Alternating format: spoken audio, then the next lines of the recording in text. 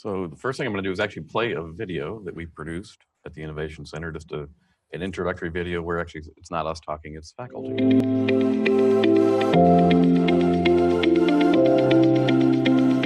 The Innovation Center is a hub in which you all of a sudden have this flow of interactions and connectivity from the MSU technologists that has, the patent process going, and then commercialization efforts, connections to industry, and also the possibility of really supporting your efforts to move into the technological aspect of your research.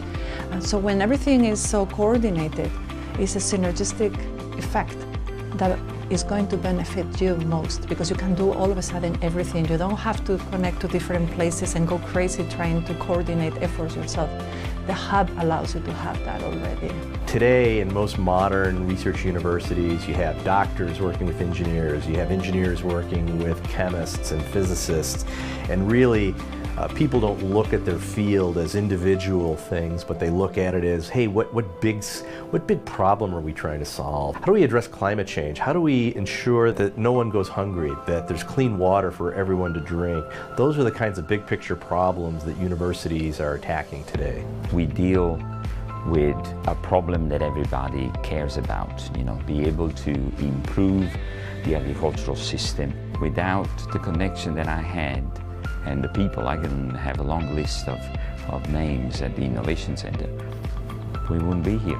Unlike the other universities I've been at, the Innovation Center took a really very active role in negotiating, not for the sake of negotiating, but negotiating towards a rapid end result. From the first time I called and stopped over here till the time we signed the agreement was probably 3 months, which is extremely rapid. If you want your research to touch people and be more than just a paper, that's why you need to come to the Innovation Center. I'm Charlie Hasemann. I'm the Assistant Vice President for Innovation and Economic Development at Michigan State University, and I'd like to connect you to the Innovation Center, so please call me.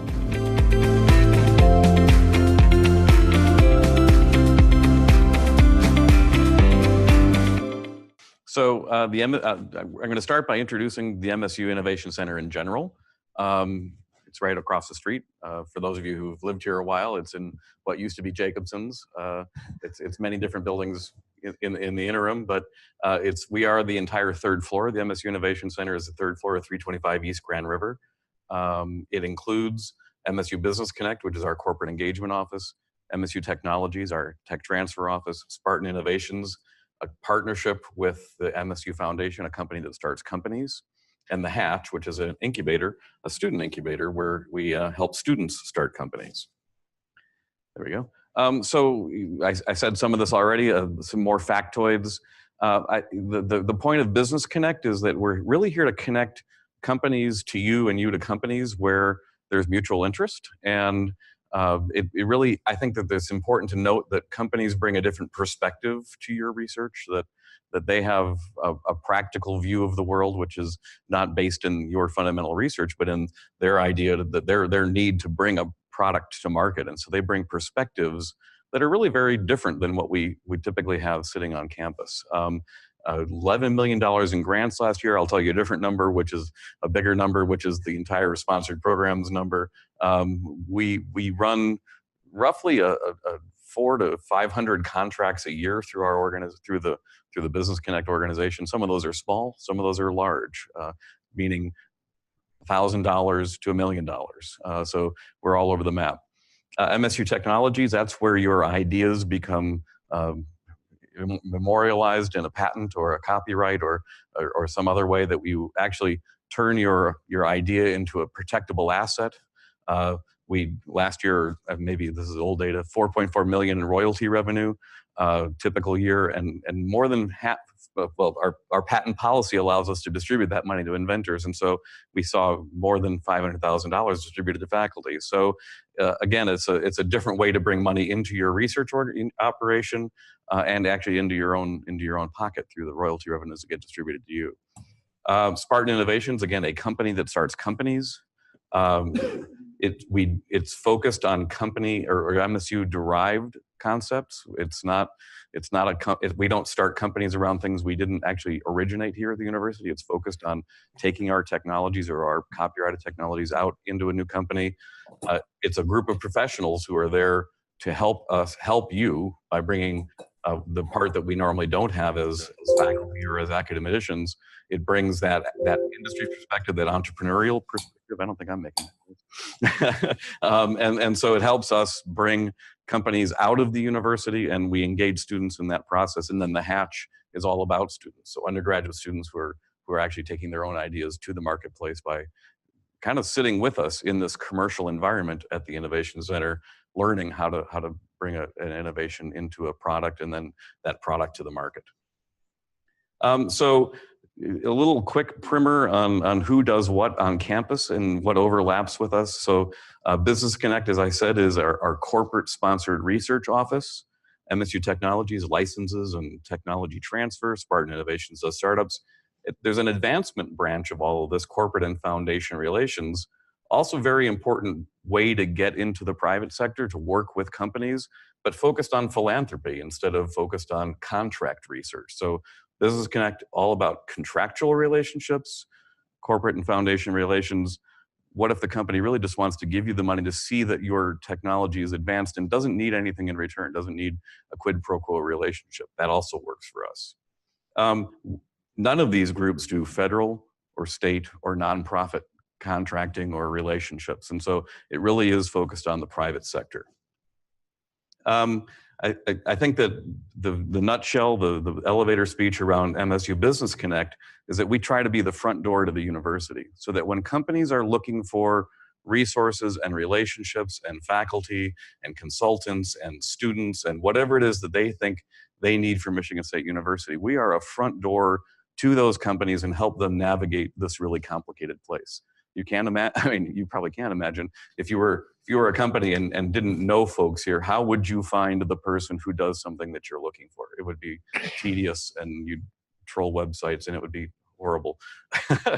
We try to make that easy. We actually do the work that they can come to us with an idea and we'll figure out where the right connection points are and help develop relationships. It's all about building partnerships. To be successful, you can't look at a relationship with a company as a quick one-off. It's really about building relationships that for the university have some durability and build over time, so that a company who comes and works with Michigan State University has a good experience and wants to come back and do more. And so we really do focus on that, partnering in all aspects of how that company might interact with the university, whether it's recruiting or doing research or interacting with students or getting faculty to consult. It's not all about the simple transactional piece. It's how do we build a relationship with that company for the long run. And we like to be a one-stop shop, meaning that whatever they're coming to us for, even if it's not what we do, we're going to get them where they're going. And then I'd say we do the opposite, so that if faculty are coming to us with a concept, we're going to do our best to get that concept out where it belongs. And so it's a one-stop shop going both directions.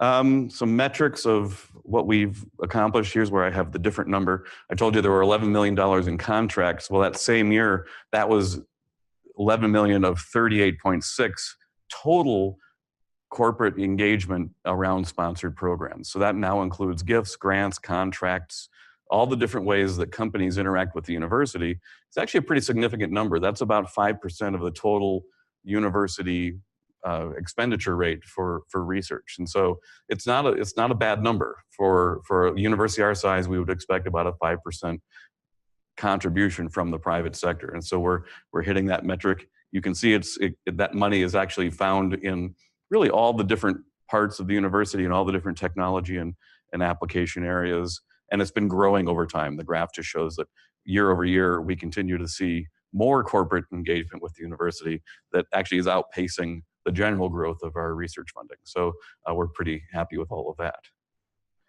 So how do you as a faculty member work with Business Connect? My first answer is start early.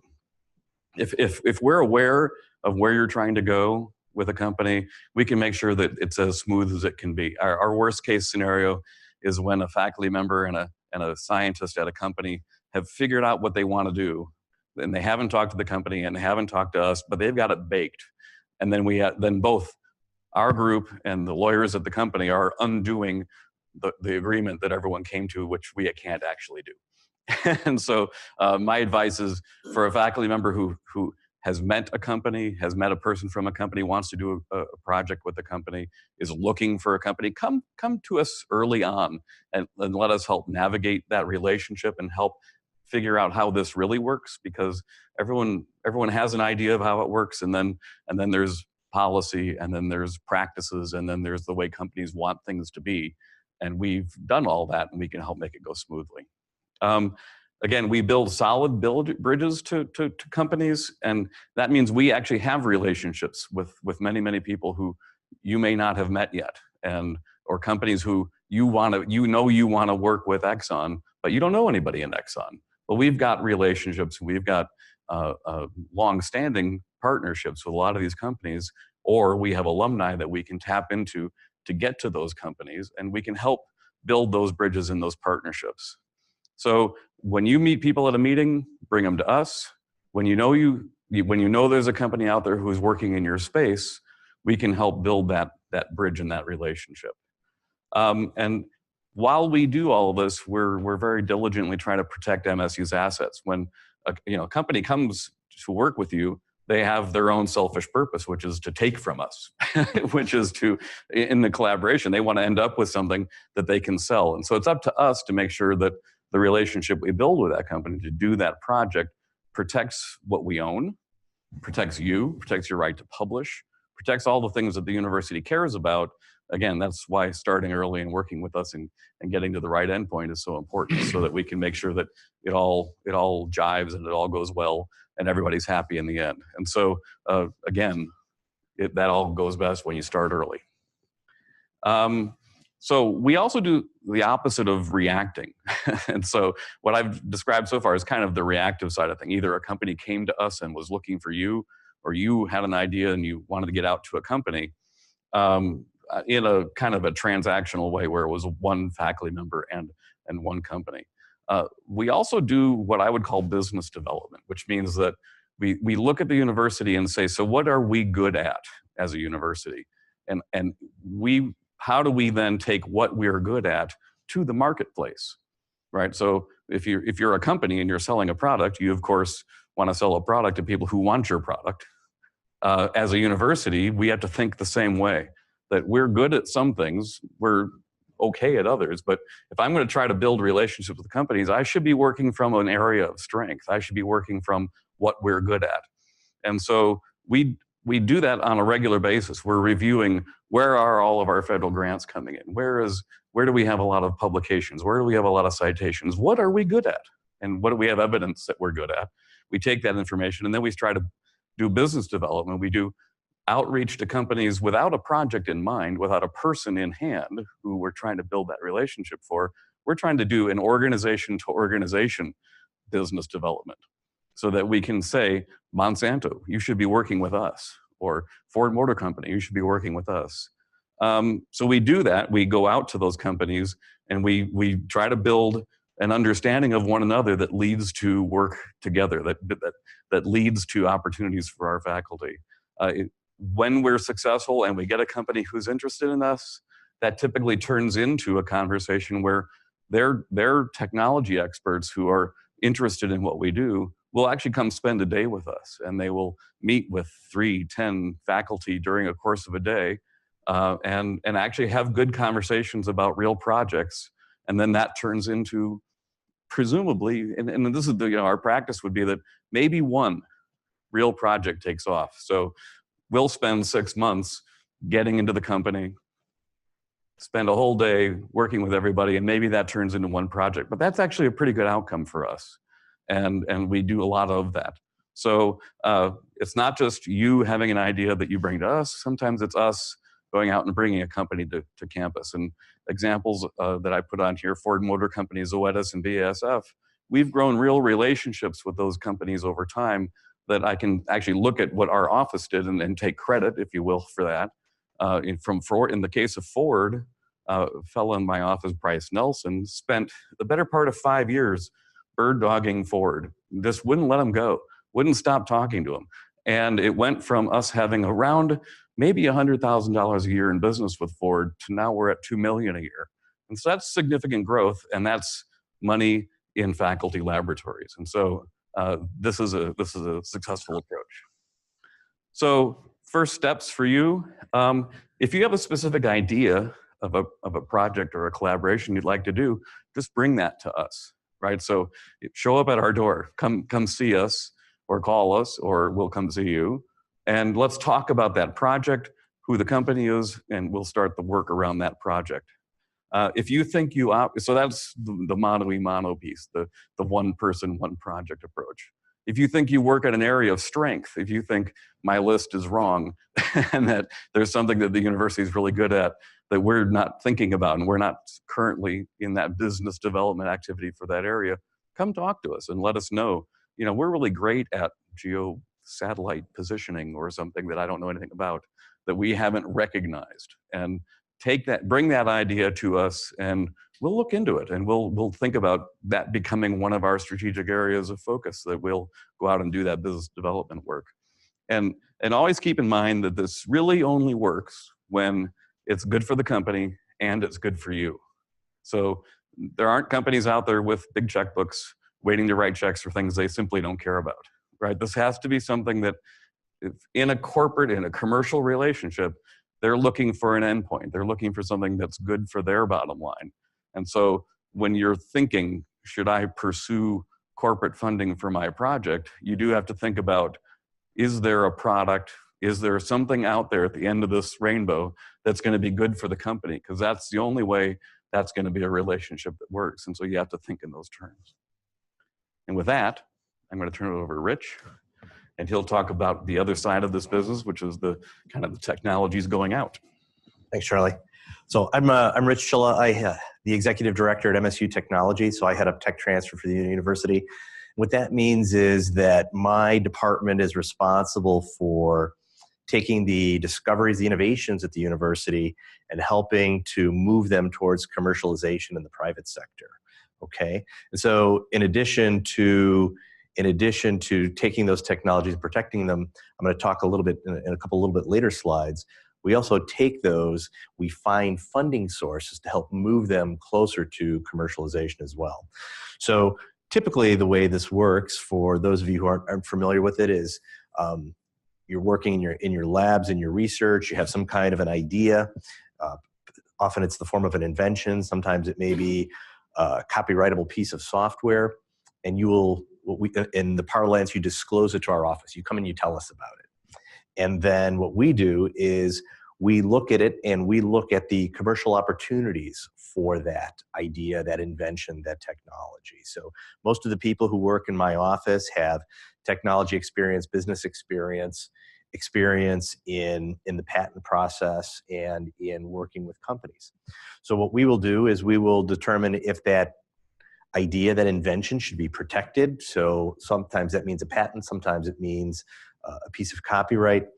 And then the way technology moves from the university into the private sector is through a contract, a little different kind of a contract that's called a license, which is basically giving company permission to use property rights that are owned by the university. So in kind of simple parlance, your invention turns into a patent, and that patent rights get licensed to a company, and then the company can build products and sell products that are based on technology out of the university. So one of the most famous examples, we were just celebrating it a few months ago here at MSU, is the chemotherapy drug cisplatin. So cisplatin and carboplatin were invented here at the university. They were patented. The patent rights were licensed to Bristol Myers Squibb, who commercialized it, and then it became one of the best-selling and most widely used chemotherapy drugs. Even though it's not on patent anymore, and the university doesn't receive royalties for it anymore, it's still a widely used chemotherapy drug. So this is a little bit of a busy slide, but I wanted to show you a few different pieces on there. So in the upper right-hand corner, a couple years ago, we set a record for licenses and options. These are contracts with companies who are interested in commercializing technology out of the university. So the numbers there was 76. That means that there were 76 agreements between us and companies to take something developed here at the university and to try and create a product or a service out of it. If you look in the lower left-hand corner of the slide there, that shows you where invention disclosures are coming from out of Michigan State. So we typically are averaging around 175. I'd like to get it up closer to 200 invention disclosures a year. The vast majority of them come out of engineering, natural science, and ag natural resources. However, we have a fair number growing out of the colleges of medicine, and but really we actually have some from all colleges. So for example, I have some technologies, and I've entered into some commercial agreements representing a professor who's in linguistics, who developed an app for learning foreign language. Okay, so in this process, though, between IP protection and then trying to market your technology, something that's very, very important that our office does is we provide access to sums of money which are necessary to sort of move something from a bench scale idea or a concept and be able to do just a little bit more work on it, where a company can say, oh, wow, that looks interesting. That looks like something that could work in my company. So sometimes this money it's used for several different kinds of things, and I'm going to talk about it a little bit in the next slide. So what we try to do is we provide those sums of money. We call that advancing technology to the point where you attract a company's interest and they're interested in entering into an agreement with us. One of the important things to realize about licensing is, although the university does make money on this, all the money that is made either goes to one of two places. It either is shared with faculty and inventors who created the technology, and the rest of it goes either to the colleges or laboratories of those professors to be reinvested in their research, or it goes to the MSU Foundation, where in fact the monies from the MSU Foundation are reinvested in the research enterprise here at Michigan State University. So it's really a virtuous cycle. So recently, $2.4 million in royalties over the last few years have been distributed either to faculty themselves or their departments to be reinvested in their laboratories. So when I talk about translational research, sometimes you'll hear this referred to as gap funding. And what these monies are done, when I talk about funding here, we're usually talking about sums of money typically between $25,000 and up to $100,000.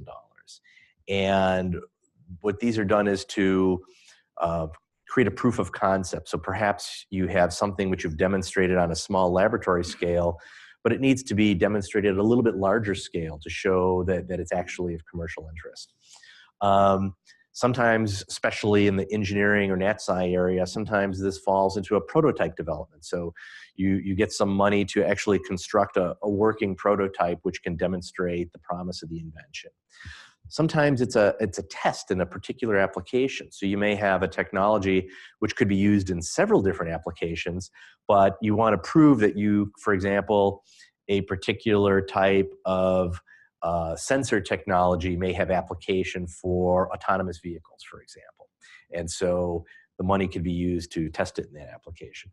Sometimes also we want to find out what's wrong with the technology early on. So if there's something that would be a critical failure point, we may want to test it against that. So there's several sources of these funds, and my office is happy to work with faculty on them, but I'm going to mention a few of them here. The first one, which is a complete mouthful, is MSU Targeted Support Grant for Technology Development, sometimes called TSGTD grants. The money here is provided for by the MSU Foundation, and our office spends up to about typically $300,000 a year on these grants, which range in value between $25K and $100K. And they can be used for any of these kinds of applications. So basically, it involves faculty working with technology managers in my office. We help them write a grant application. It goes outside for some peer review, and then funding decisions are made. The nice thing about this program, it's rolling, so there's no RFP deadlines you have to pay attention. Anytime you're interested in it, you approach us for it. From the time the grant is submitted to the time it goes out for review and you hear back, we're talking maybe 2 or 3 weeks. By the time you have the money, maybe a pretty short period of time, a couple weeks after that. So this is really kind of quick money, very, very applicable. The next one is a program that's administered here at Michigan State, but actually it's open to universities all throughout the state of Michigan. And the money comes from the Michigan Economic Development Corporation. It's the Advanced Grant Proof of Concept Program. Works to do things that are fairly similar to what I've talked about up here, proof of concept, prototype development. In this case, the money, if you submit a budget of $40,000, $20,000 of the dollars will come from MEDC, and the other $20,000 will come from your university. Here at Michigan State, if your grant application is accepted and reviewed, the Innovation Center, we have funds. We provide the match on the MSU side. So it's a very attractive program. We awarded 28 grants in the last 2 years. And last but not least, there are a number of grant and innovation hubs across the state called MTRAC, which stands for Michigan Translational Research and Commercialization, also partially funded by MEDC. And the hubs are located in different universities depending on their specialty. So here at Michigan State, our hub is on ag and biotech technologies. The University of Michigan, there is an MTRAC on life science therapy and therapeutics, more in the health science area. Michigan Tech has one on advanced materials, and University of Michigan has another one on transportation-related technologies. Transportation defined broadly, so technologies applicable in auto, aerospace, trains, mobility kinds of applications. Even though the hubs are based in those universities, any university in Michigan can apply to any one of those hubs. Our office can help faculty apply for those grants, and again, if you're accepted for those grants, the money is provided for here out of our Innovation Center. Okay. This kind of shows it on a bigger scale, and what it shows also is the ecosystem that exists when we've decided to create a startup based on a technology out of the university. So my purpose in this slide, which is quite busy, was not to have you have notes to take down, but to show that there's actually a big ecosystem of financial grants and money available, some by the university, some by the state, some by the federal government, to take university technologies and move them out into the public, into the private sector, to either existing companies like Charlie was talking about and I was talking about earlier, or in some cases to create startup companies here out of the university to commercialize that technology. Just to show you that what we're doing here at the Innovation Center isn't completely unique to MSU, shine a light on it a little bit. I have a couple of infographics from a professional organization called AUTUM, Association of University Technology Managers, just an organization of people who do what my office does for a living. These are US numbers. So from 1996 to 2015, technology transfer from academia into companies have contributed $1.3 trillion to the US GDP. 591 billion to the gross domestic product, roughly 4.3 million jobs, 380,000 inventions disclosed, et cetera, et cetera.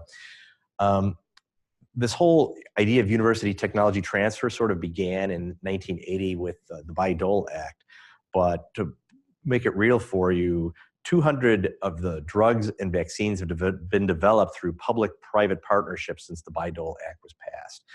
So in fact, for many pharmaceutical companies, their basic research R&D is often done by partnering with universities on fundamental drug discovery, molecule development.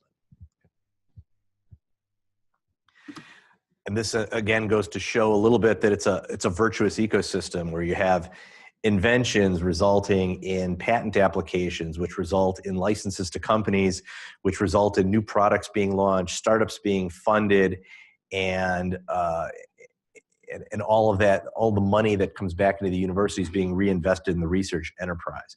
But in 2017, the total research expenditures across the United States is $68.2 billion from federal and industrial sources. All of that, it creates this sort of this innovation ecosystem which works here at the universities. I mentioned briefly, and Charlie talked about Spartan Innovations. When we talk about starting up companies from university technology, we're talking, this occurs through Spartan Innovations that helps with the whole process. We have a structured process for startup incubation.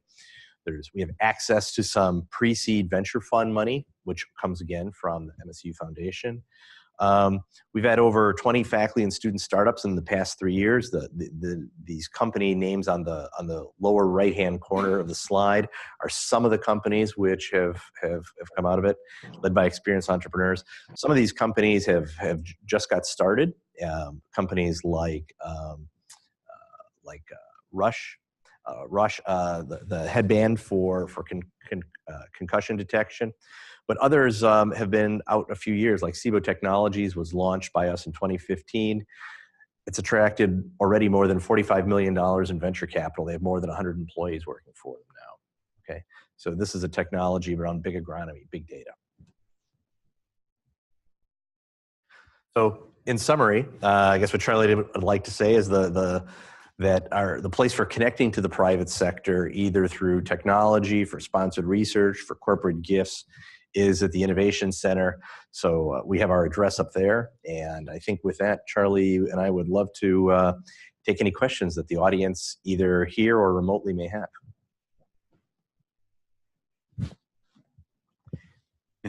Anybody? Don't rush.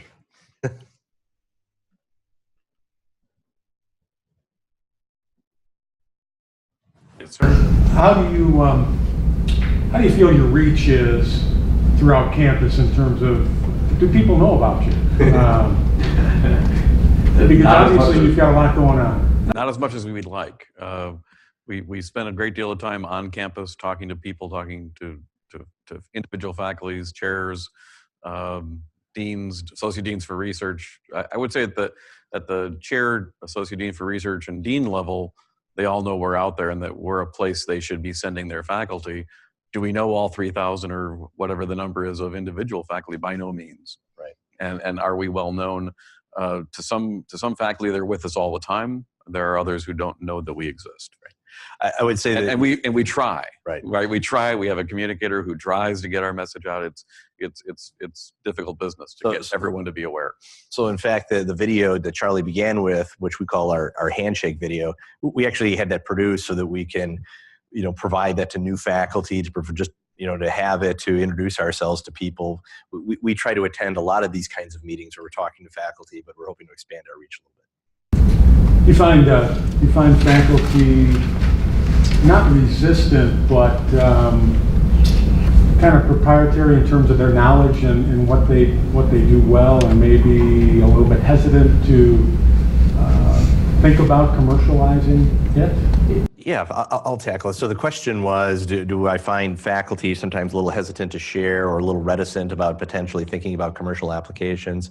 And sure, I think that does exist sometimes. What we try to inform faculty is we're never going to try to change the research that that they want to do. That's not our goal. But that in fact, by engaging with the private sector, by engaging with companies who are creating products that are in the general field that faculty is doing research in, it actually informs their scholarship and they think about the problems in a little bit different way. So a lot of those faculties you saw in our handshake video, Dr. Mukamala, Dr. Basso, Hema Rigera, they all have said to us that by engaging with our office, they become aware of problems they didn't know exist that are right in their field, and they've actually been more successful even in their federal grants because they're writing their federal grant with a language that is appealing to the award, the funding agencies. I don't know if I answered your question, but. Well, and I think for me, a phrase that I've used over the years is that 100% of nothing is nothing. And so holding your idea closely and not letting anyone know about it assures you that it will remain yours. But you're also assured that no one will partner with you on it, and that it probably won't go very far. And so you really do have to get that mindset that sharing leads to growth. And so how do we get there? How do we get to the point where by working with others, we actually create something where by keeping it to ourselves, we might have ended up with nothing? And just to add on that, when we're trying to, when faculty engage with us to work to see that their technology moves beyond just an academic exercise into commercial products, I would say almost all of them do that for very virtuous reasons, where they want to see their technology have impact. And it's not a profit maximization exercise. No. Having said that, there are a handful of professors here at the university who've made more than millions of dollars on their inventions through commercialization. So, there is a chance for some monetary reward through engagement, although, it's not really the primary purpose of our office. It's not a profit maximization exercise. It's really an impact maximization exercise. So. And I'll just add on the straight up fundings, you prompted a thought for me, which was corporate funding for research isn't always easy to get. It's not always as much money as you'd like it to be. Mm-hmm. It certainly doesn't in the university serve as a surrogate for federal funding or the other sources of funding that are kind of the coin of the realm. But it's also not negligible in that we do have faculty who literally have $1 million awards with partners who have had over the years a couple $100,000 a year in their lab that supplements their federal funding. And we certainly have projects that would only be funded with a private partner, that there is no federal source for the sorts of funds or for the sort of project that someone's trying to do, because it's applied, right? Almost all of our federal funding sources are very focused on fundamental research and fundamental discovery. And when you start to get beyond that, you really do run out of funding sources. When you start talking about, well, how do I take my fundamental discovery and create the practical application of that, if that's what's interesting to you, well, how do you get that funded? And the answer is with a commercial partner, not from a federal agency. And so I think that's an important way to change your thinking about why would I go there? Well, it's probably not for tenure. It's for achieving your dream, if that's what your dream is, of getting your invention, your technology, your work out into use in the form of a product or a thing that people can get their hands on. Right. In a non-monetary sense, and I'll try to give a social science, humanities example. Professor we did partner with out of linguistics, she was interested in the learning value of particular games for learning foreign languages and so forth. And we were able to make contact with companies who specialize in designing learning games and designing language games. So in this particular case, I think we had her interfaced with, Rosetta Stone, the company that makes language software. And she got a lot of feedback from them that completely changed her idea about what would work and what would not work. And she wound up actually changing what she was doing as a result. That's kind of irreplaceable. You don't have access to that just by applying for grants to other places. So there's a lot of advantages besides just the money. Yeah, and you prompted a thought with me, which is that it is not always. It's easy for us to fall into the science and technology framework because that's what we patent technologies. We understand that world real well, being who we are. You're a crystallographer and I'm an engineer. That's exactly right. So that's who we are. We do a lot of work with other colleges. Recently, we've been working with College of Education, because they have several programs which are really high value programs to help K-12 schools improve and implement curriculum. And they get lots of opportunities to do consulting gigs with different school districts or with different intermediate school districts in the state of Michigan. How do you scale that, right? How do you make that not what a faculty member does when they have the opportunity and someone can scrape enough money together to make it worthwhile? How do you turn that into a sustainable enterprise where that skill set, that ability that the university has developed over time is something that we can deliver to the schools in Michigan on a sustainable, professional basis. And we're working on that and other ideas around what is the college doing, College of Education, not a hotbed of technology development, right? How do you take what they do and turn that into, quote unquote, a product opportunity where you can actually increase their impact by bringing that to a marketplace? Yeah. So it's really across the board. Chylla. I am interested in your hatch, which are training undergraduate students, but I don't see any training opportunities for graduate students. And a lot of federal grants are nowadays wanting to know how we can develop entrepreneurship among our graduate students, because they work pretty closely with the faculty. Right. So is there any program you would like to develop, some training courses for them? So, you know. Yeah, we do. We actually have a program or a couple of different opportunities for graduate students. Mm-hmm. One is it's a little parochial in the sense it's an internship program, more or less, that Rich runs in his shop, where we engage graduate students as the people who actually do our technology screening and technology vetting. So we're actually paying them. They're hired to work in our tech transfer office. I should be letting you describe this, but to actually do the evaluation of the technologies. Is there a market? It helps them develop a different side of their mind. And they're almost always graduate science students from the areas of science where we're getting our invention disclosures, and they help us in that way. A second program that we're running is called Venture Fellows. So we're running 4 or 5 teams of 3 students each, where it's an MBA student and 2 Ph.D. candidate students who are working together as a team of 3, who are taking one of our company ideas, one of the things we think we should take out to the marketplace, and actually doing all that early legwork around what is the market opportunity, what is that niche where this technology should go. And those students we actually pay a fellowship to those students for the course of a year to work on a project for us where we didn't have the bandwidth to look at that project, but by putting students on it, we get more done.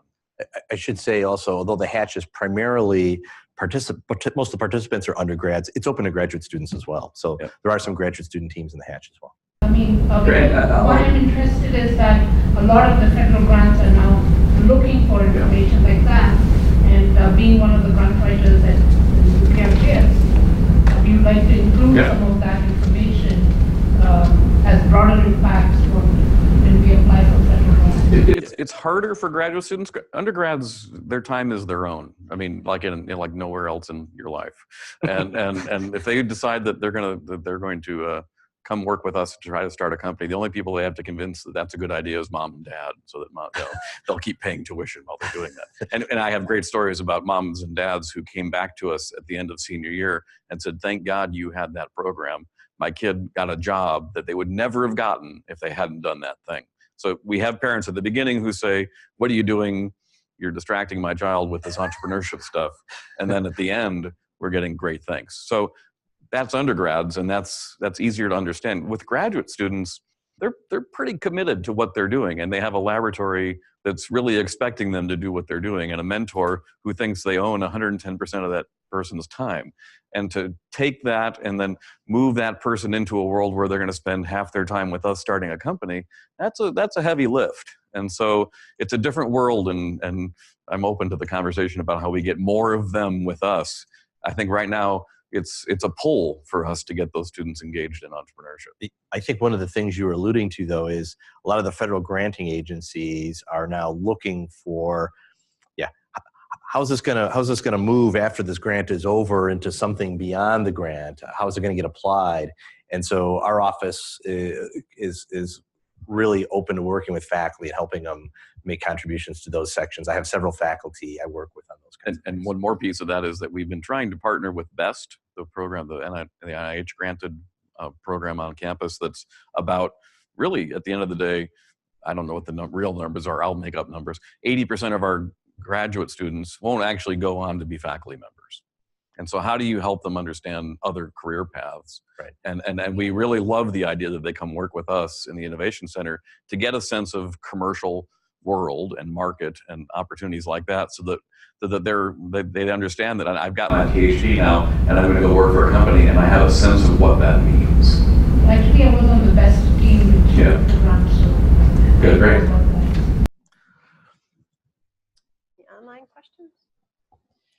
I have, oh, go ahead. Let me give you this so we can pick up your question. So you mentioned how most companies aren't going to want or want to keep costs as low as possible. Meanwhile, we have, when we budget for our costs, we have an indirect cost rate of 55%. And as a nonprofit, we don't want to give them a break on that. Can you just speak a little bit? We work a lot with Business Connect. Can you speak a little bit how that negotiation goes down, if most companies are receptive to it, or if they just think that's too high, or? Well, they all think it's too high, and I have a really easy answer to that, which is that they should look at their own indirect cost rate, right? So, you know, I'll just pick on an automotive company. When you buy a car, it has a sticker price, and nowhere in that price do you see that someone had to pay. I'll pick on GM. No one paid for the Rensen. No one paid for their research facility. No one paid for their marketing. But you did pay for all of that. It's just invisible to you. So, and in fact, most companies' indirect rates are up above 1,000%, right? Their numbers way higher than our numbers.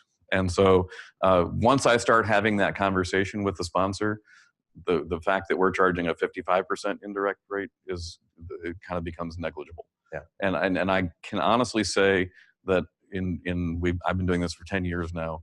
I think we've probably only lost one real deal because we insisted on charging the right indirect cost rate. So in the end, they come around. You'll just hear the complaining. I mean, complaining we live with. It's just a negotiating posture. So. I think back a couple of slides where you had the big green map of sort of the environment. There was mention of, is it SBIR? Oh, that one. Those types of funding opportunities. You keep going. There it is. That one. SBIR, STTR. Could you explain how to use that as a tool? How you go about applying for something like that? It's a partnership with the business, is that right? Yeah, it's a federal government program designed to benefit small businesses and small businesses or businesses coming from startups out of the university. And so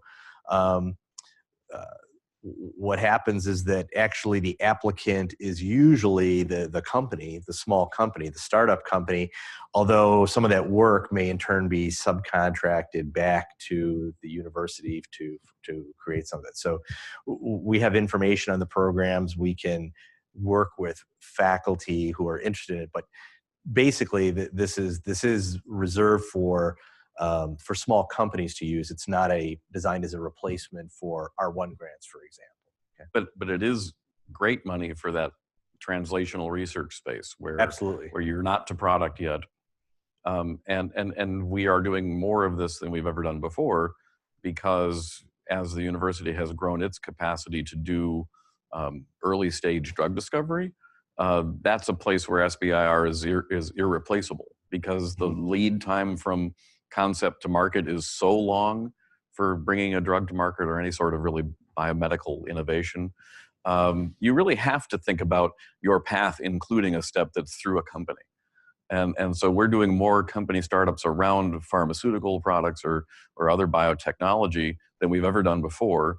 And really that first step is about getting that SBIR grant, getting to first $100,000 and then maybe as much as $2 million to fund that developmental research that's about getting a drug to market. Other simpler technologies, you don't really need that company framework, and you don't need that long lead time that a pharmaceutical needs. So it may not be worth the trouble to start the company, but in that space, it's really critical. Yeah, but it is not designed as a replacement for basic research grants. Like you really do need to be pursuing a product, right? That you need to have a credible story about getting towards a product. It is not fundamental research funding, but it is translational research funding. And if we can all be compelled to believe that there is a product at the end of that process, that we should start that company, and we will. Right. So bottom line, call you early, and then anything on this big map up here you might be able to advise on or help direct. Yep, happy to. And do all the time. Okay, well, with that, I think we'll wrap it up. Let's thank our speakers. Thank you very much. Thank you.